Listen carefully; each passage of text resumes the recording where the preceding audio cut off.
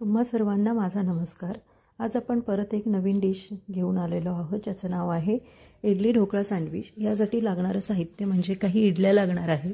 या इडल्या तुमच्याकडे शिळ्या असतील तरी चालेल, म्हणजे आदल्या दिवशी रात्रीच्या उरलेल्या असतील तरी चालेल। या अशा कट करून आपल्याला बाजूला ठेवून द्यायचे आहे। ढोकळ्यासाठी आपल्याला 1 कप बेसन घ्यायचं आहे। त्यामध्ये मीठ आणि हळद घालून थोडं थोडं पाणी घालून आपल्याला याला जसं आपण ढोकळा तयार करतो त्याप्रमाणे भिजवून ठेवायचं आहे आणि ते सेट व्हायला बाजूला ठेवून द्यायचं आहे।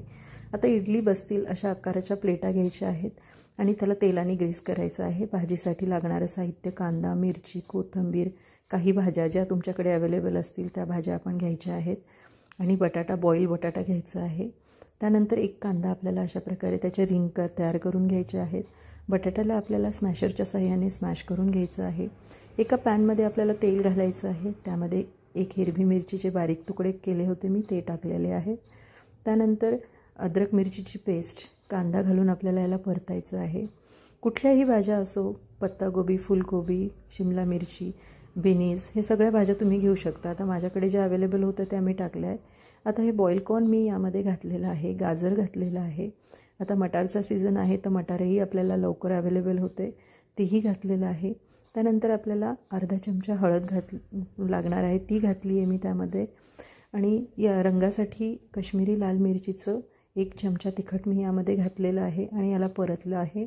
आता या भाज्यांमध्ये आपल्याला जो स्मॅश केलेला बटाटा आहे तो घालून घ्यायचा आहे आणि काही सॉसेस आपल्याला लागणार आहेत। त्यामध्ये टोमॅटो सॉस, चिली सॉस आणि चवीपुरती थोडीशी शेजवान चटणीही मी घातली आहे। त्यानंतर बटाटा यामध्ये आपल्याला टाकायचा आहे आणि याची छानशी भाजी तयार करून घ्यायची आहे। यामध्ये चवीपुरतं मीठ घालायचं आहे आणि ही भाजी झाल्यानंतर आपल्याला गार करण्यासाठी बाजूला ठेवून द्यायची आहे। आता ही भाजी गार होण्यासाठी बाजूला ठेवली आहे, तोपर्यंत आपण एका कढईमध्ये थोडंसं पाणी घालून यामध्ये असं वायरचं रिंग घ्यायचं आहे आणि ते पाणी उकळायला ठेवून द्यायचं आहे, कारण त्यामध्ये आपण हा ढोकळा सेट करणार आहोत। आता या इडलीवर गार झालेली भाजी आपल्याला अशी बोटाच्या सहाय्याने दाबून दाबून लावून घ्यायची आहे।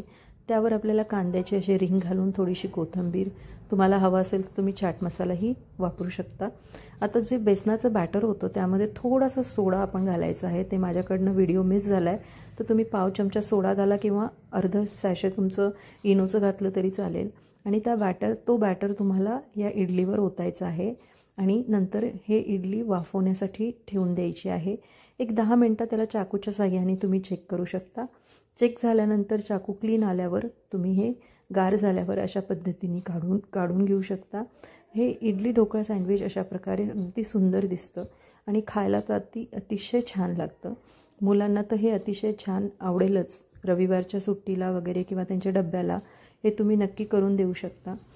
कट केल्यानंतर हे सँडविच अशा प्रकारे दिसतं आणि दिसायलाही सुंदर आणि खायलाही भन्नाट लागणारं हे सँडविच तुम्ही नक्की एकदा ट्राय करा आणि मुलांना देखील खाऊ घाला। मुलं अगदी आवडीने खातील। नक्की ट्राय करा।